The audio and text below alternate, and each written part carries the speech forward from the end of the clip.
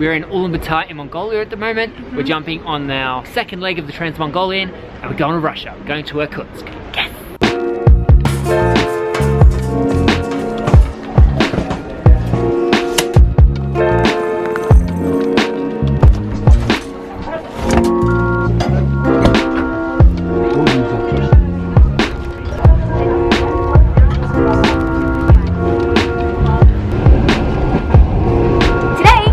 On the second part of our Trans-Mongolian journey, we're traveling from Ulaanbaator in Mongolia to Irkutsk in Russia. The journey's going to take about 24 hours. Yeah, we've got just over 1,000 kilometers to travel. We jumped on about 3 p.m. in the afternoon, so we should be arriving there at the same time tomorrow. It's about 4 o'clock now. We've been on the train for an hour. We've had a little bit of a look around, so we are ready to show you guys all around the train. So let us start by showing you around our home for the next 24 hours. Our carriage itself is carriage number 11. There are 10 4-bed compartments. We're staying in one, so in our little berth, there are 4 beds, 2 up high, 2 down low. Down one end of the carriage, I'll show you what we've got.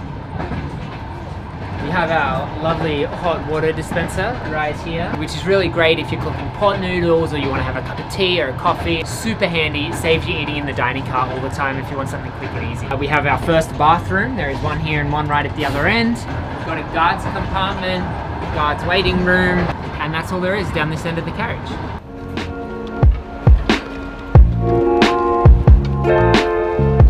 Today we're traveling on train number 305. Now this train differs just a little bit from the train we traveled from Beijing to Ulaanbaatar on, because this train is a Russian train and not a Chinese train. Now already we've noticed a couple of differences. We have a Russian attendant, which kind of makes sense given that we're on a Russian train. This train feels a little bit older. For instance, there are no plugs in our room. Dun, dun, dun. How are we gonna survive 24 hours with no plugs, no electricity? No, I'm just kidding. In case you did want to charge your devices, we do have a plug that is very conveniently located right up here. We also have a bin. In here we have the bathroom. That's very important. Toilet, sink, toilet paper, bin, window.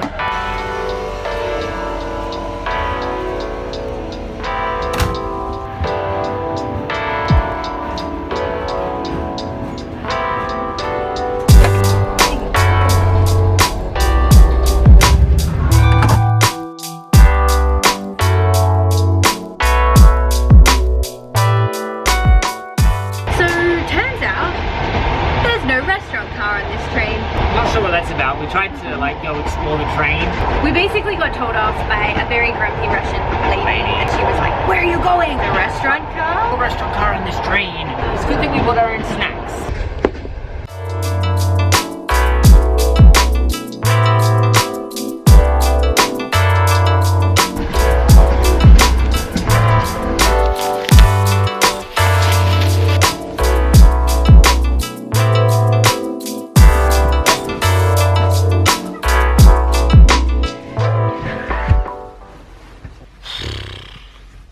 It's 1:30 in the morning. We've just cleared immigration and we are so tired. Immigration, we're going from Mongolia into Russia.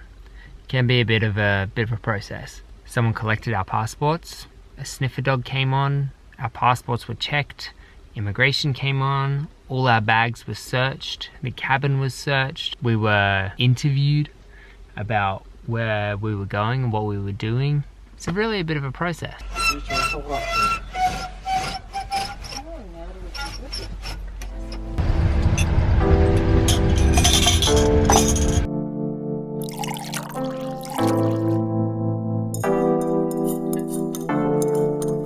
Welcome to day 2 of our Trans-Mongolian journey. We woke up this morning and we are in Russia, which is so exciting. All in all, it's been a very different experience from the train we had from China. When we got to the Mongolian border, one of the guys in our cabin, his friend actually came on board. And he just came on with a whole bottle of vodka. I knew there'd be some vodka on the train. And these 2 Mongolian guys with the tiniest bit of help from us. I had a swig and Sally had a swig, but these 2 guys just powered through this bottle of vodka. It was the most incredible thing to see. A whole bottle of vodka in 20 minutes. It's so much vodka.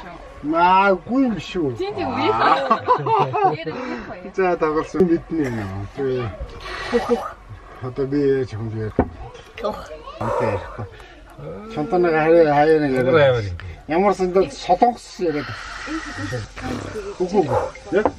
We're really excited because we heard that like on this train you'll probably drink vodka with locals, and we did. Tick that off the bucket list. So we had definitely banked on having breakfast in the restaurant car. We bought snacks for yesterday, we bought dinner for yesterday. We just were not prepared at all. There is a cabin attendant. She does have like teas and some chocolates and biscuits, and not super breakfasty food, but you know, beggars can't be choosers. We're still having a great time, but we will be more prepared next time with snacks and water.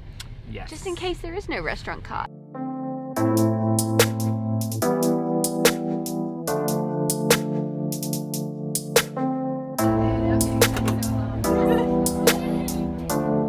The last time we took a train from Beijing to Ulaanbaator, and that was in hard sleeper.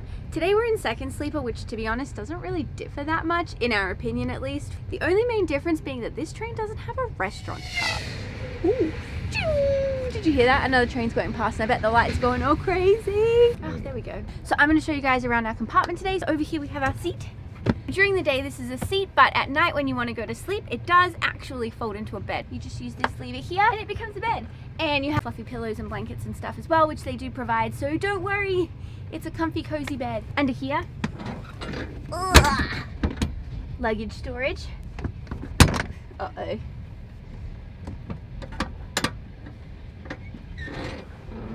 Which is harder than it looks to put down. Ladder. We're climbing up to the top bunk. Light switch. We also have a button for the TV, which is up here. But to be honest with you guys, we haven't actually turned the TV on. We also have a table with a lovely tablecloth, and the best feature of the whole room is our amazing window.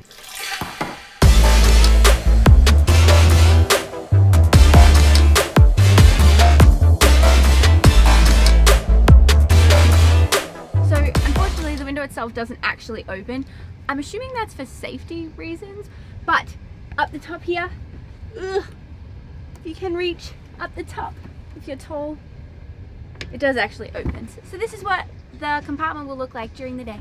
Now it's going to show you what it's going to look like in the nighttime.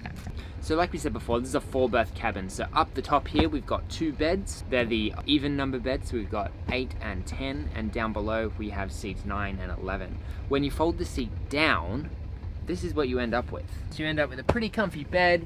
We've got a really good pillow, better than my pillow at home.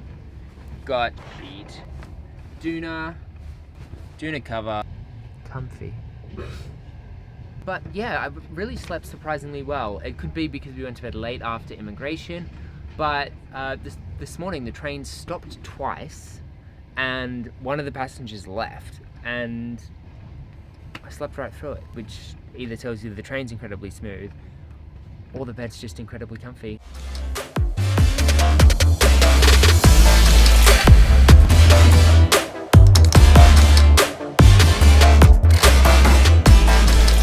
Guys, I think we're here. Quick, pack, the struggle, pack faster, gotta get everything in the bag. Goodbye train, we'll miss you.